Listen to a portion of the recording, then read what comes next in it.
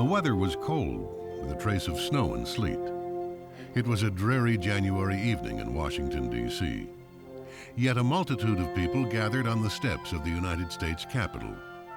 They came for a chance to gain admittance to the rotunda and be a part of the history being created inside. This spontaneous outpouring in 1871 was like nothing the nation's capital had seen for years. Inside the rotunda, the Marine Band began to play.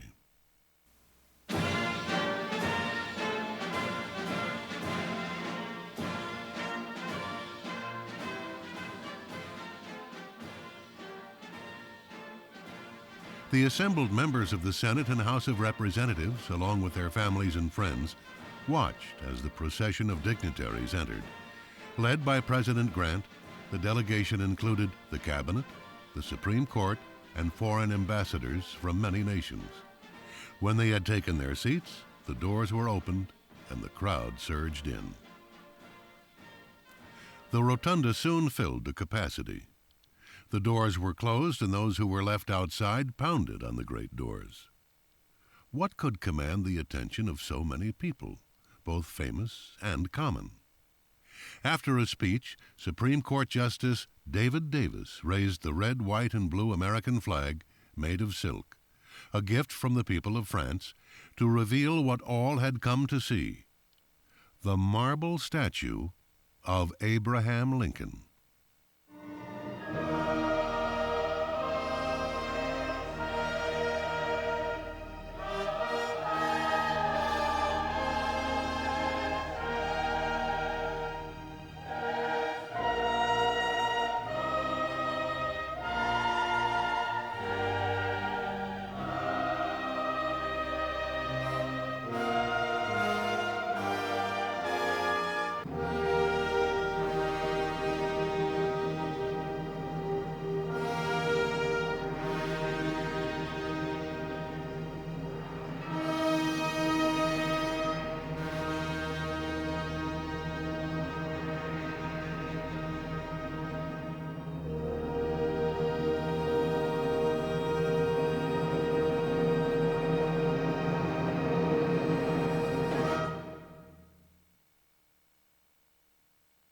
In a moment etched in time, applause broke out, filling the rotunda and washing over the statue and its creator, the young woman sculptor Vinnie Ream.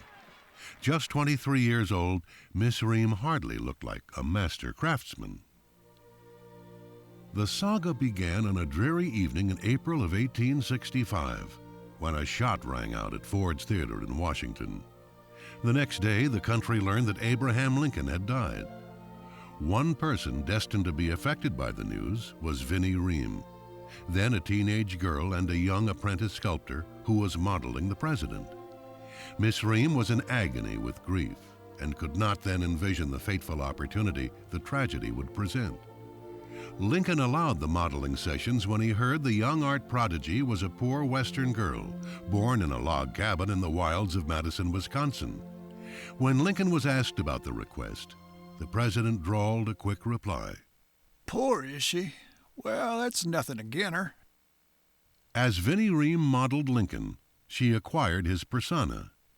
She later recalled the experience that would come to change her life. And so it was. The great heart which vanity could not unlock opened with the sympathy that recalled his own youth.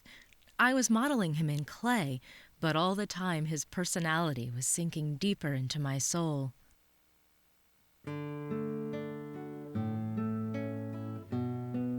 She was an unlikely-looking sculptor, with her chestnut ringlets and elfin smile.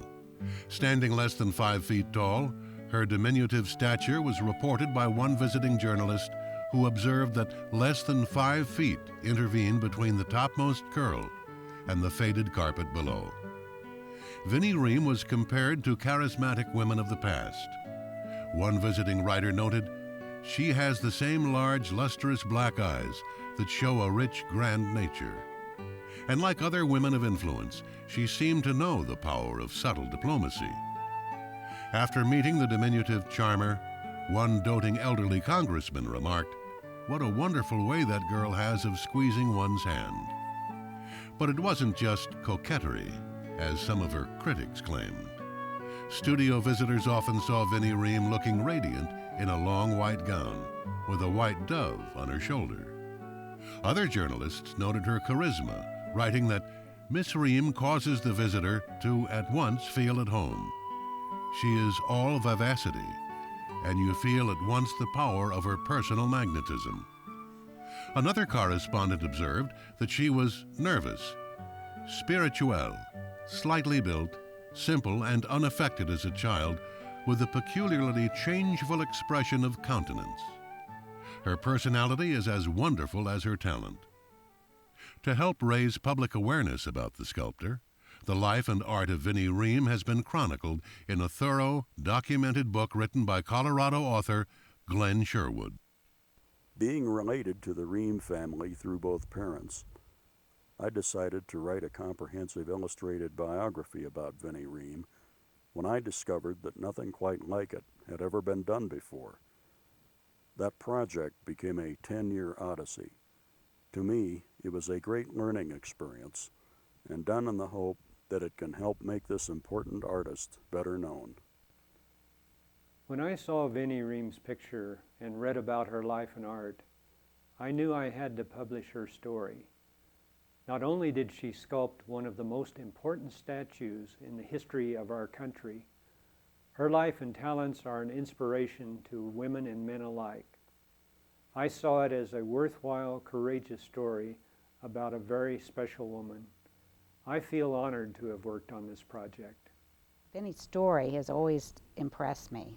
Just imagining that someone only 18 years old could have gotten the commission to do one of the most important statues in the country at the time, the Lincoln.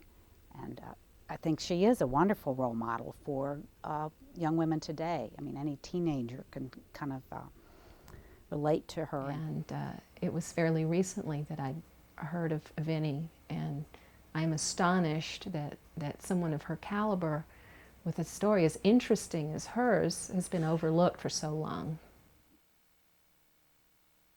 Vinnie Ream was born in Madison, Wisconsin on September 25, 1847, as Lavinia Ellen Ream, the youngest daughter of Robert and Lavinia Ream, who came to the Midwest from Pennsylvania. Her father was of German Pennsylvania Deutsch lineage. Her mother's family, the MacDonalds, were of Scottish ancestry.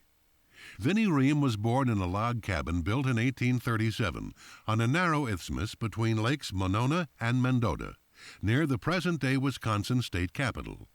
The cabin was operated by the Reams as a stagecoach stop, and it served as one of the first hotels in the area. Guests slept on the floor at the rate of 2 pence per square foot. Vinnie Ream learned how to draw and paint from Winnebago Indians in Wisconsin. Later, in 1854, as a child of 7, she had played with clay often during her visits to the Washington, D.C. studio of sculptor Benjamin Paul Akers after her family had moved to the city. Her early attempts at clay modeling showed talent, and Akers predicted she would go far. Vinnie Ream and her family left Washington when her father accepted a surveying assignment in Kansas. But she was sent to a women's college in Columbia, Missouri, where she became an outstanding student in art, literature, and music. At age 12, her prose was printed by the press, and she began to write poetry. Her early art was notable, and she painted a portrait of Martha Washington for her literary society.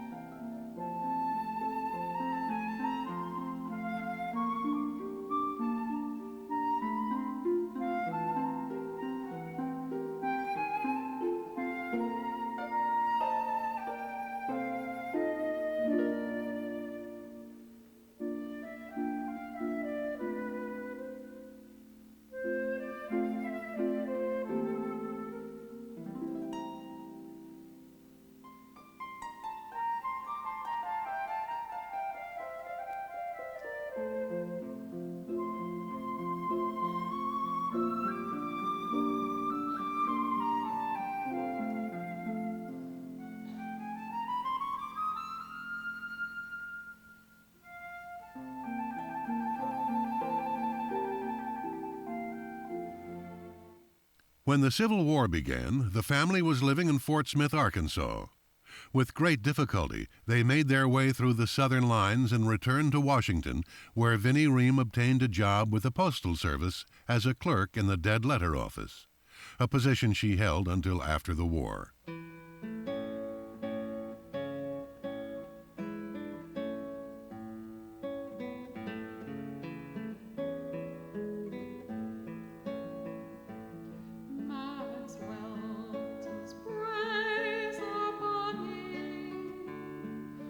Miss Ream served as a volunteer for war relief and wrote letters for wounded soldiers in the hospitals.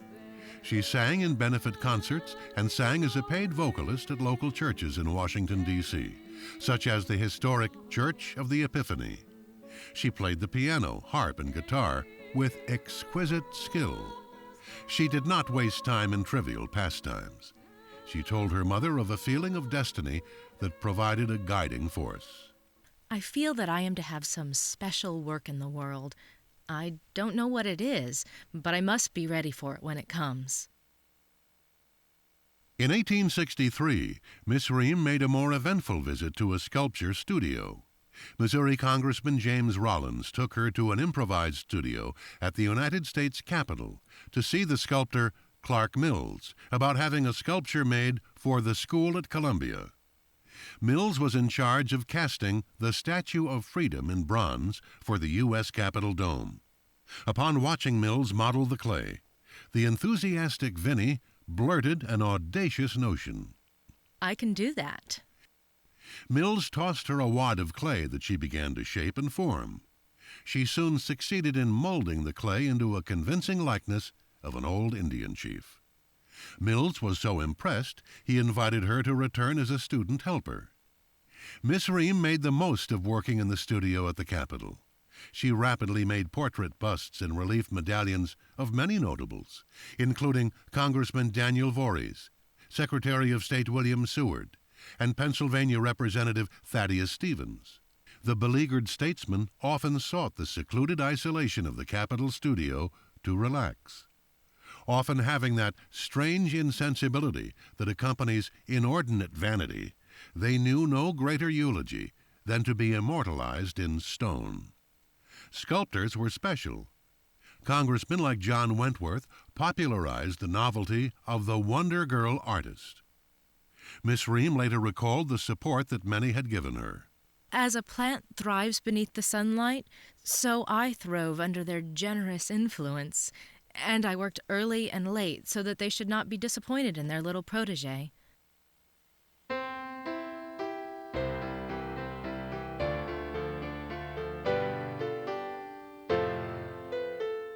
During the war, Miss Ream often went to the Capitol early in the morning to watch the sunrise. She could often hear the fire of cannon in the distance.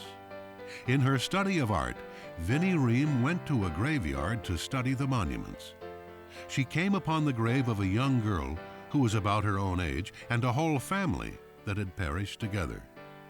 Death by disease or by warfare was a constant sobering reality in wartime Washington. Miss Ream seemed to take the fleeting nature of life philosophically, with no delusions of being invincible.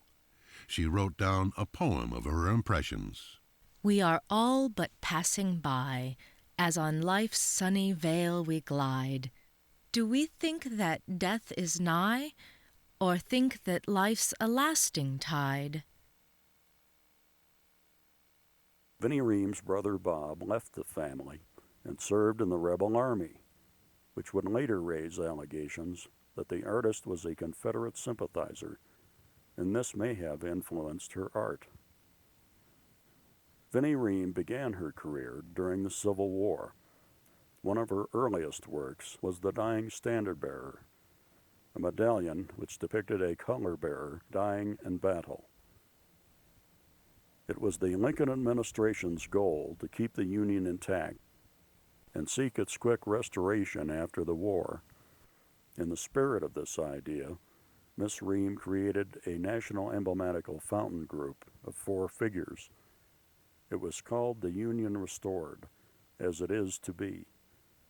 The work consisted of 4 sisters gathered around the American flag, with figures representing the North, the South, the East, and the West regions of the Union. One of these figures, the West, was rendered in marble, and today stands in the Wisconsin State Capitol. The figure depicted the young West in the act of walking or pressing forward. Another early full-length figure was the gladiator Spartacus that Miss Ream modeled after a self-study of anatomy, which, like medicine, was considered a taboo subject for respectable young ladies to study. Vinnie Ream also made a bust of her sister's child, titled The Morning Glory, after the garland which adorned the lower perimeter of the figure, a method also employed by other sculptors to conceal the cut-off effect of the arms. Miss Ream made a series of portraits of young women done in the same manner. One of the earliest of these was titled The Violet, which some thought to be a self-portrait. The Butterfly and a companion bust titled The Lily were portraits of the laughing twin children of Capitol architect Edward Clark. The butterfly shown on the child's shoulder was a symbol of immortal life. In February of 1865, Clark Mills made a lithe mask of Lincoln, which revealed a startling change in the president's appearance from one made by Leonard Wells Volk. Abraham Lincoln had aged with great rapidity. Vinnie Ream developed several versions of Lincoln busts and relief medallions that were praised by colleagues of the martyred president for their remarkable fidelity. Her skill with portraiture grew to a higher level.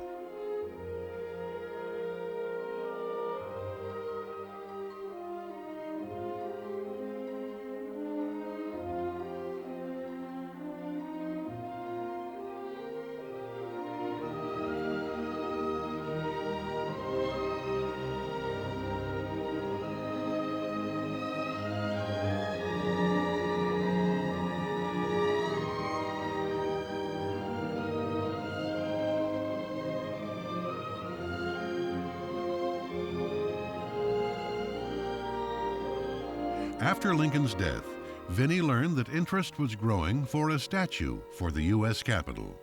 She sent a letter to the committee asking for the job and submitted a copy of the Lincoln bust as an example of her work. She expressed some doubt that her work would even be considered. I thought they would laugh at me. But they didn't laugh. The cagey Republican patriarch Thaddeus Stevens championed the idea and orchestrated a resolution to give Vinnie Ream the coveted commission outright.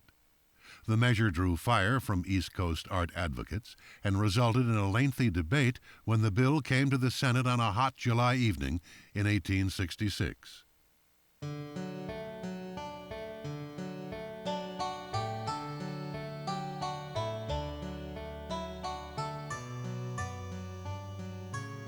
Senator Charles Sumner of Massachusetts led the opposition. This candidate is not competent to produce the work which you propose to order. She cannot do it. Admit that she may make a statue.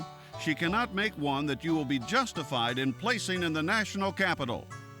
Sumner argued that a sculptor should be sought with ripe genius and ample knowledge of art, and said that Congress should recruit a more experienced and conventional American sculptor, such as the aging Hiram Powers. But the rugged Senator James Nesmith of Oregon clashed with the vociferous Sumner, whom he saw as a mouthpiece for educated East Coast ideas. The senator might have raised the same objection to Mr. Lincoln, that he was not qualified for the presidency because his reading had not been as extensive as that of the senator, or because he had lived among rude and uncultivated society. Senator Richard Yates of Illinois and Senator McDougal of California had been friends of Lincoln and praised Vinnie Ream's model. But Senator Jacob Howard of Michigan, who was also educated in the East, chided them and echoed Sumner's views. We have not an artist of competency among ourselves, and I expect, having in view the youth and inexperience of Miss Ream, and I will go further and say, having in view her sex, that I shall expect a complete failure in this work.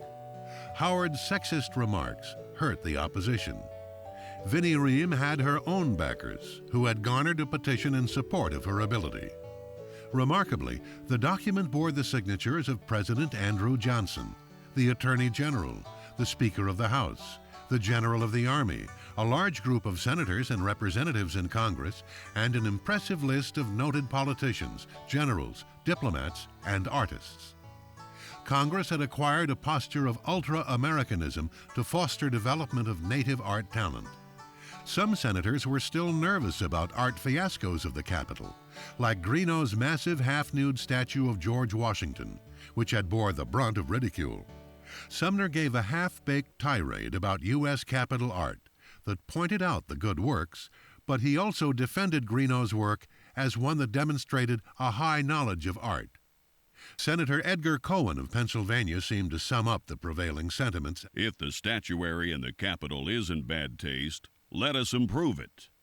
And I do not know any other way than to employ this young lady who manifests such extraordinary ability. Other senators challenged Howard, and his replies deteriorated into a bombastic harangue that belittled the abilities of women in general, which helped swing the vote in Vinnie Ream's favor. Both Howard and the staunch abolitionist Charles Sumner had missed the point of the debate entirely. The commission reflected post-war views about a new birth of freedom that broke down many barriers. The artist was likened to the rough-hewn president she was destined to model, a man of humble origin, who was largely self-taught and who cared little about Eastern conventionalities. The award represented a culture clash between settled Eastern ideas and the fresh, independent spirit of the West. Vinnie Ream became a living symbol who stood for a distinctive form of art that represented common Americans rather than cultivated aristocrats. When the final vote was taken, the commission was awarded to Vinnie Ream with 23 ayes, 9 nays, and 18 absent. So Miss Ream, at the age of 18, became the first woman and the youngest artist to ever receive a U.S. government commission for a statue. She had the award, but the seemingly generous Congress gave her no advance money to fund the work, as was often done with such commissions. The contract required her to build a life-size plaster model acceptable to the Secretary of the Interior prior to receipt of a half payment of $5,000. Vinnie Ream was allowed to use a room in the Capitol to model the work, and had the undraped figure inspected by surgeons for accuracy. She borrowed the Brooks Brothers suit that Lincoln actually wore on the night of the assassination to help achieve authenticity. With reverence and trembling hands, she measured the blood-stained garments. Meanwhile, the act of Congress giving a major art commission to a teenage girl from the West created a rhubarb of regional rivalry. Vinnie Ream became famous overnight. A Milwaukee paper printed much of the Senate debate under the headline, "Congress Captured by a Wisconsin Girl." Some papers responded by upbraiding Miss Ream and her congressional patrons. Many Eastern art connoisseurs were offended and thought anything outside their sphere of influence to be inferior. Miss Ream's beauty was both a blessing and a curse, attracting many smitten swains. The unruly woman correspondent Jane Swisshelm blasted Vinnie Ream in a column that suggested she had used feminine wiles to cajole the commission. The story was widely printed. One perceptive editor titled the piece, "A Homely Woman's Opinion of a Pretty One." During the impeachment of President Andrew Johnson, a brouhaha erupted again when Vinnie Ream was targeted by Reconstruction radicals to influence the vote of Senator Edmund Ross, who was a boarder in the Ream home. It was alleged that radicals visited Miss Ream and suggested that if she did not influence Ross to vote for Johnson's conviction, it would be the worst for her. Vinnie Ream's refusal to be involved in the frenzy to dump Johnson led a group of impeachment managers to evict her from the Capitol studio. The room was commandeered as a jail under the guise that it was needed to imprison a Cincinnati lawyer for questioning, who had earned a tidy sum of money betting on the outcome of the trial. The radicals, enraged by the failed impeachment, even implied that a special cell would be fitted up for the uncooperative Miss Ream. Some of her supporters, like the distinguished lawyer and Senator Reverdy Johnson, offered to defend her in the fracas. One radical leader was especially abrasive. The former Civil War General Benjamin Franklin Butler was called the Beast for his severe steamroller tactics. From the floor of the House, the bombastic Butler bellowed, "It is very clear that these rooms should be cleaned out, and at once. Let her and everyone else who visits her there be cleared out. And if the statue of Mr. Lincoln, which he is supposed to be making, is spoiled, in so doing as one of his friends, I shall be very glad of it. For, from what I hear of it, I think it is a thing that will do neither him nor the country credit." Here the gavel fell. "War on Women," the Democratic press announced, and several articles titled "Beauty and the Beast" appeared blasting Butler and his gang. Vinnie Ream denied involvement, and her studio would later be reinstated by the influence of Thaddeus Stevens. Justice and mercy. Congress has once again disposed of the weighty case of Miss Vinnie Ream, wrote the New York Times. But the subtle Miss Ream was sympathetic. She would often be credited with preventing Andrew Johnson's premature ouster from the presidency. The studio became a fashionable attraction. Many venerable visitors came, like the Civil War photographer Matthew Brady, the poet Walt Whitman, writer Lew Wallace, and political cartoonist Thomas Nast. The studio was near the office of Supreme Court Justice David Davis, who had been Lincoln's personal manager. He visited often, giving advice. Vinnie Ream later recalled their support. Friends flocked around Judge Davis. He was the lodestar who drew them to my studio. Friend and foe gathered there with a common interest, the success of the work. Old feuds were forgotten, and they met on neutral ground, some on friendly terms who had not spoken to each other for years.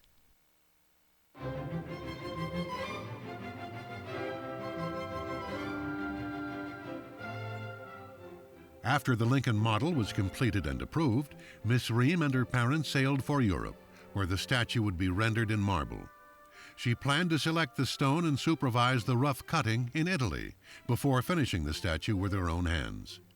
After arriving in England, they toured the British Museum and traveled on to France. The family stayed 3 months in Paris while Miss Ream studied with Gustave Doré and other local artists. In October, the family left for Austria, Switzerland, and Munich in Germany, where she visited the art school of Wilhelm Kaulbach. They went on to Italy, stopping in Florence and Venice. Shortly after arriving in Rome, the young woman sculptor and her parents took apartments in an old palace. Miss Ream secured a studio where the Lincoln model was put on display. Almost from the moment of her arrival, Vinnie Ream was deluged with visitors. In Rome, she modeled a bust of composer Franz Liszt.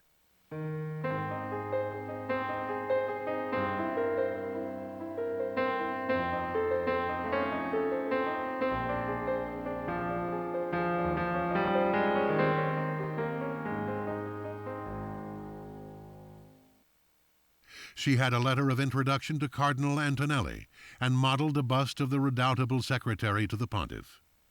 Antonelli was very impressed that the government would trust her with such an important work as the Lincoln statue, and he gave her a valuable cameo locket that was carved at the Vatican. American artists living in Rome became friends and advised her about refinements to the Lincoln model. Many American sculptors came to offer advice and encouragement. William Wetmore Story visited, and others were notable woman sculptor Harriet Hosmer and the Black American sculptress Edmonia Lewis. Another mentor was the American portrait painter George P.A. Healy. George Healy painted a portrait of Miss Ream in Rome, which was donated to the Smithsonian in 1917. One writer seeing the work noted, "The likeness is almost startling.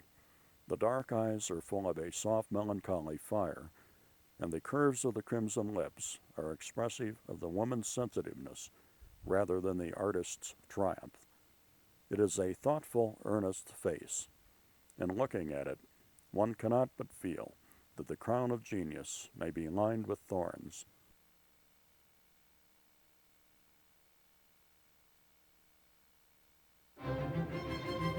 In late 1870, Vinnie Ream returned with her marble statue of Lincoln, which was soon unveiled at the Capitol in a dazzling ceremony attended by the highest officials of the government.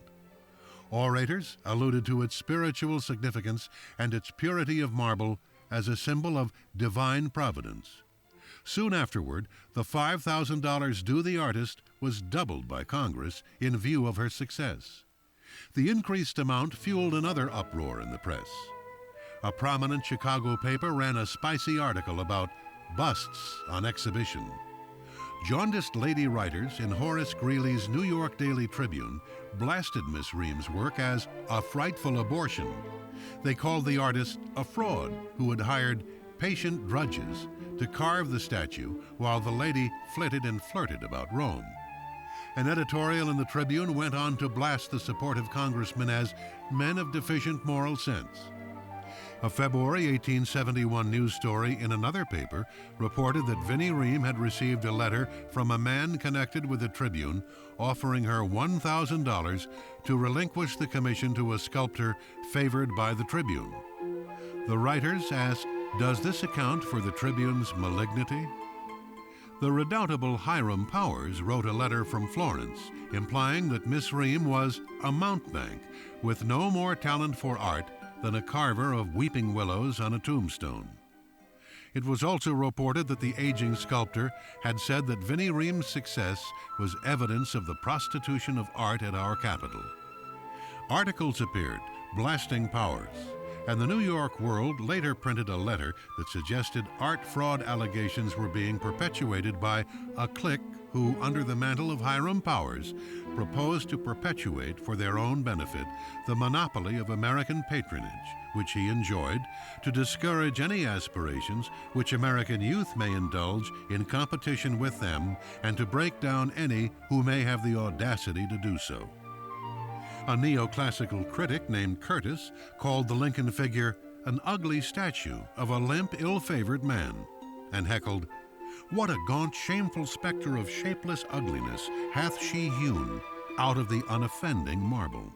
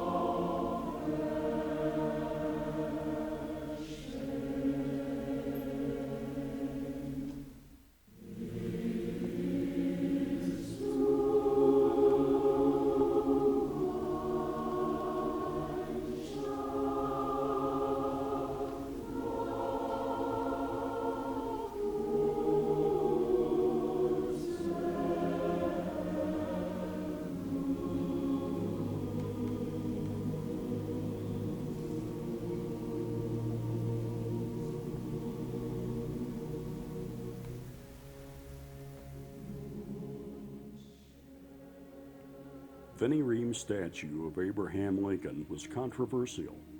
Art at the time was still very much imbued with classical elements, though more progressive sculptors were trying to raise the art of portraiture to a science.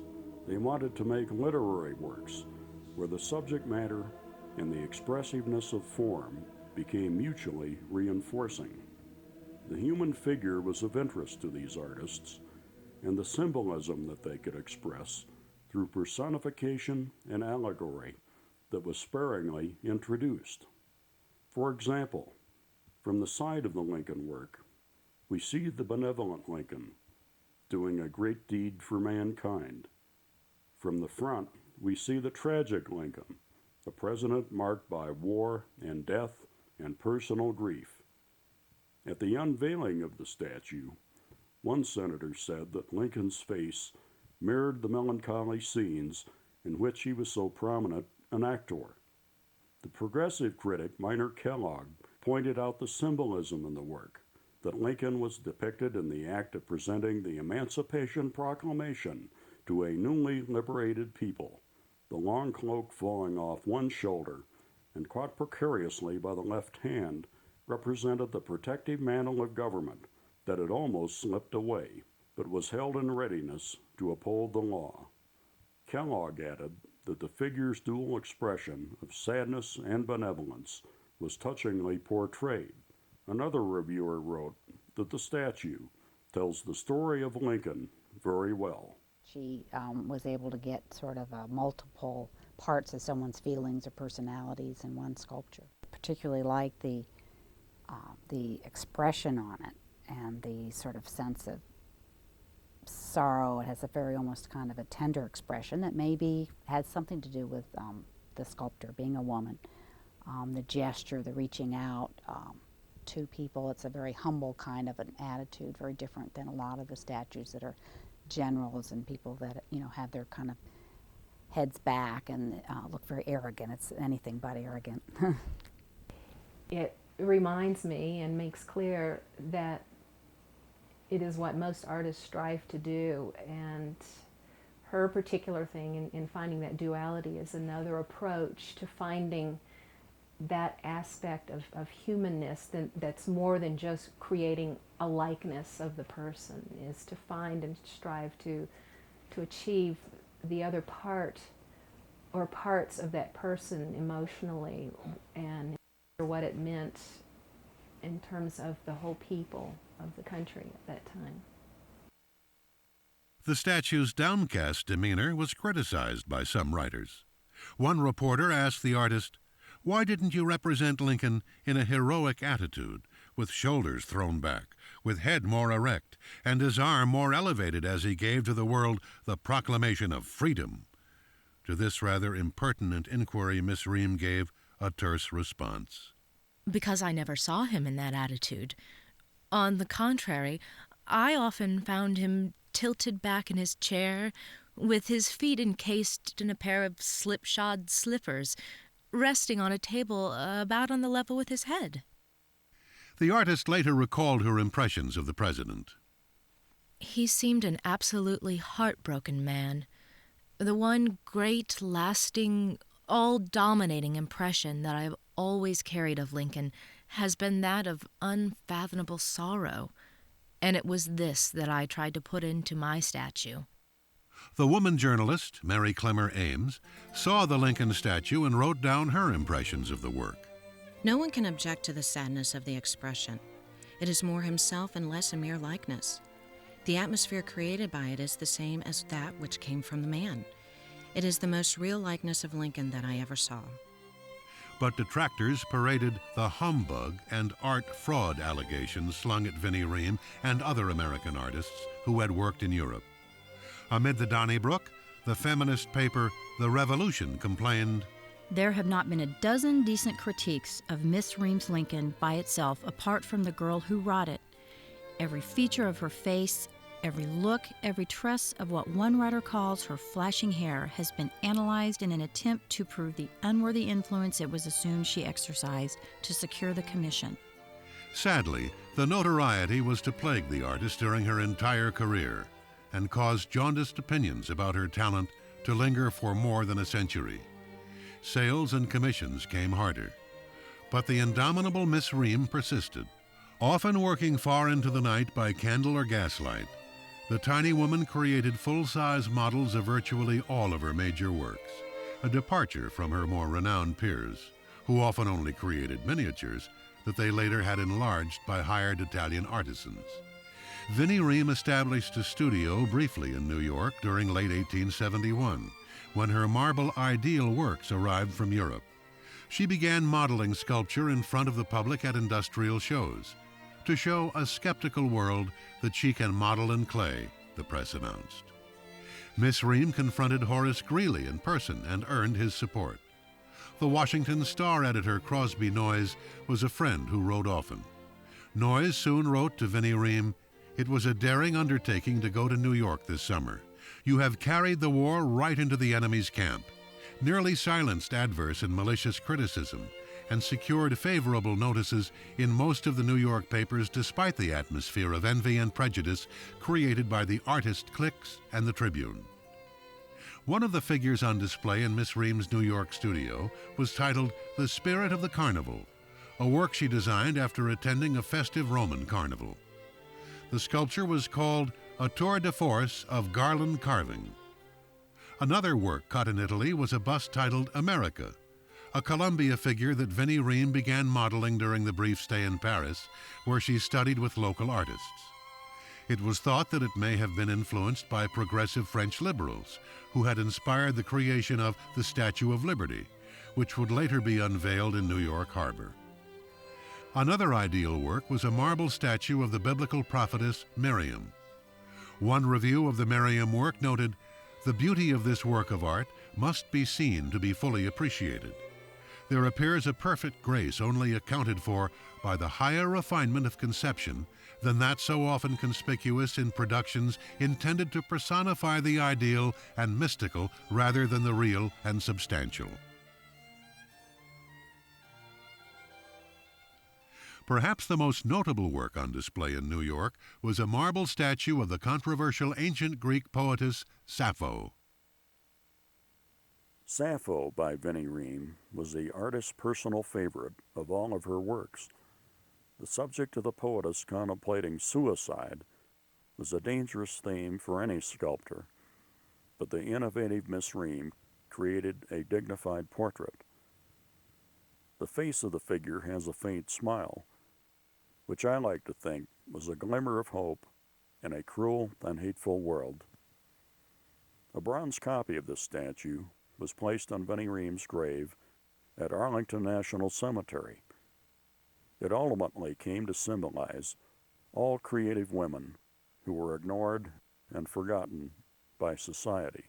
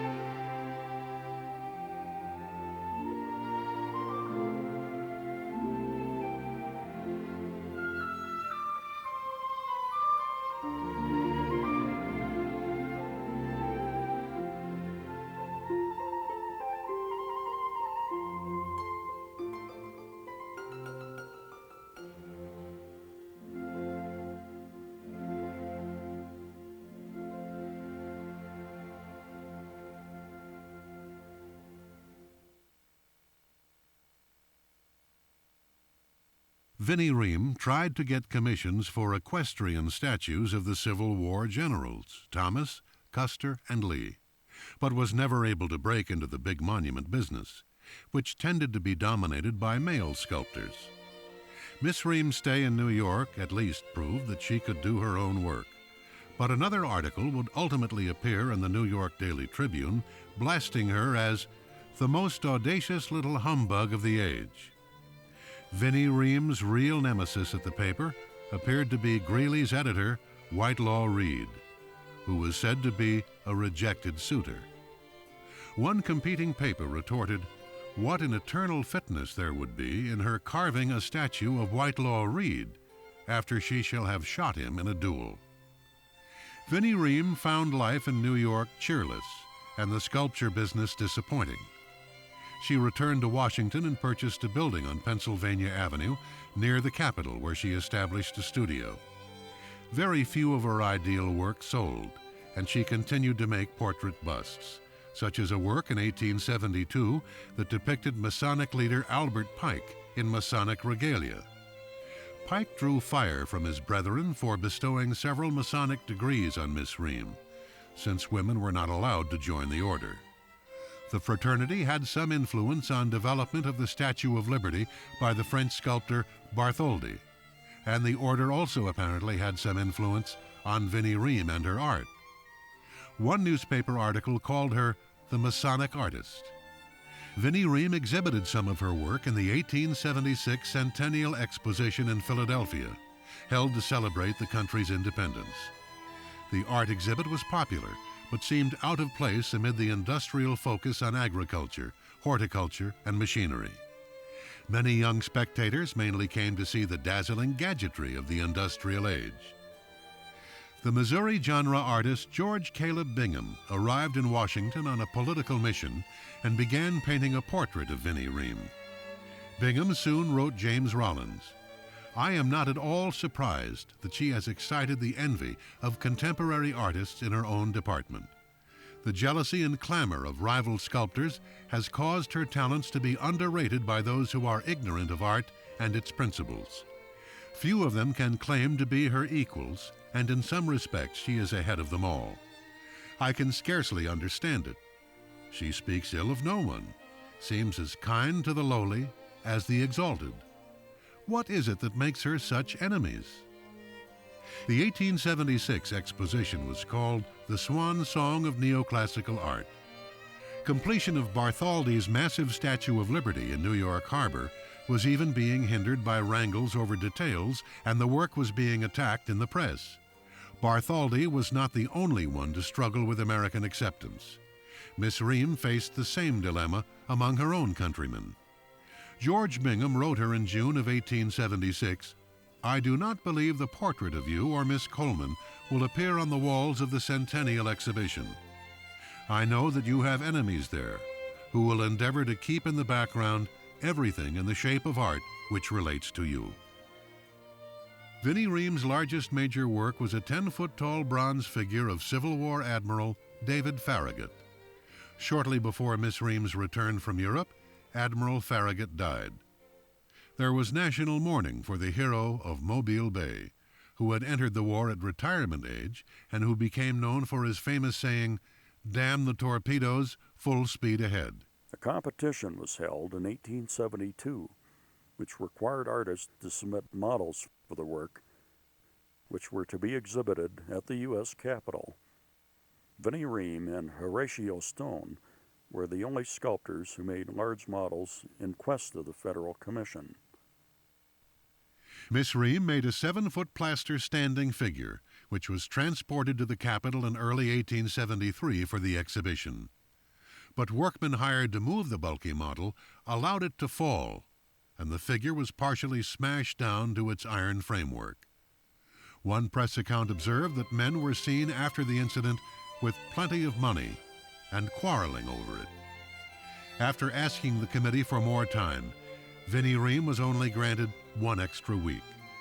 But the tenacious Miss Ream stayed at the Capitol, working night and day to repair the model. The exhibition resulted in a committee stalemate. A prominent New York paper retorted, "The nation ought to feel particularly gratified when it reflects upon its narrow escape from another of Miss Ream's eccentricities in bronze. And for the present, we are comparatively safe from any bronze illustration of the Darwinian theory cunningly put forth under the pretext of honoring the memory of our greatest naval hero." But this time, the austere critics had been largely silenced by the very popular success of Vinnie Ream's Lincoln and Sappho.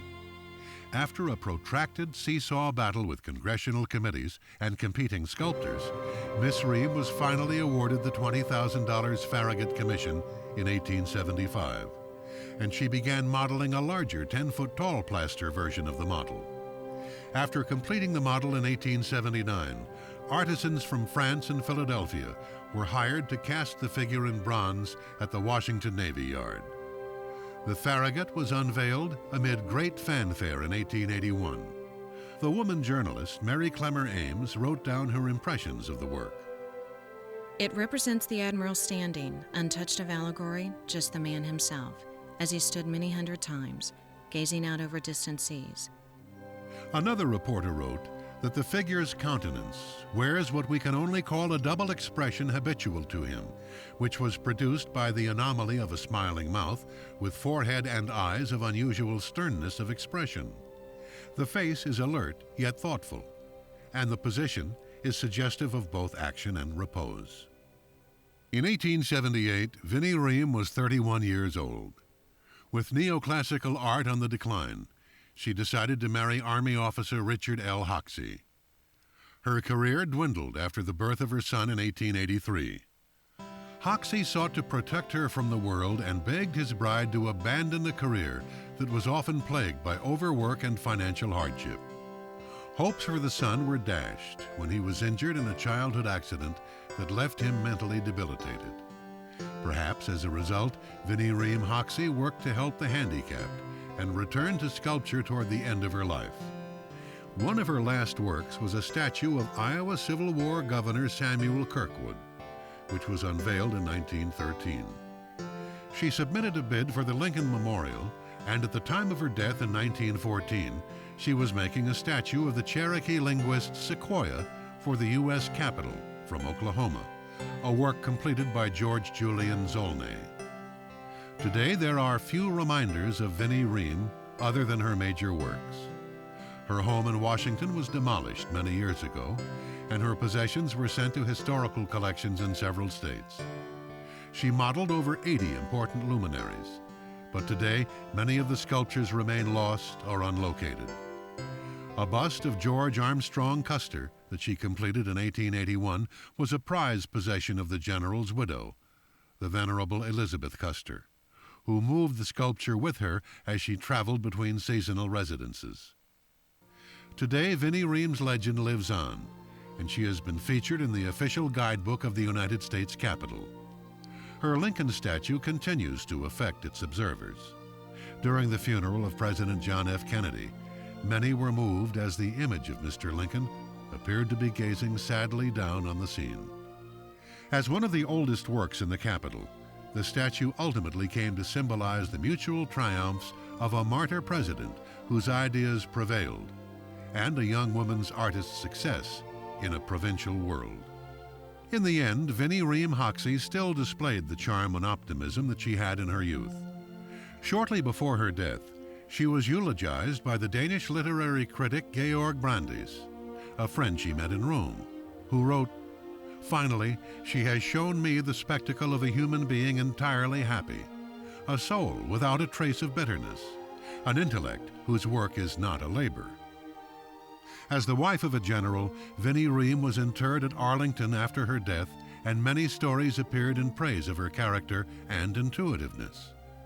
The La Follette family of Wisconsin wrote, "Those wonderful dark eyes seemed to read at a glance all there was to know." Toward the end of her life, Vinnie Ream Hoxie spoke at the 1893 Columbian Exposition and gave many speeches to art students and women's groups. She told them, in a way that showed her propensity for naturalism, that as art approaches nature, it is the more excellent. With a wisdom that reflected her literary neoclassical roots, she advised them to choose worthy themes that would elevate and ennoble mankind. Vinnie Ream may have said it best in her own words, which seem to say a lot about the creative process. The marble is a resurrection, say the old sculptors. Our work speaks for us and is the exponent of our hearts.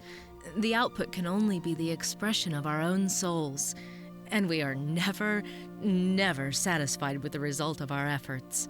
It is a siren that leads us on and on into the mystery of creation.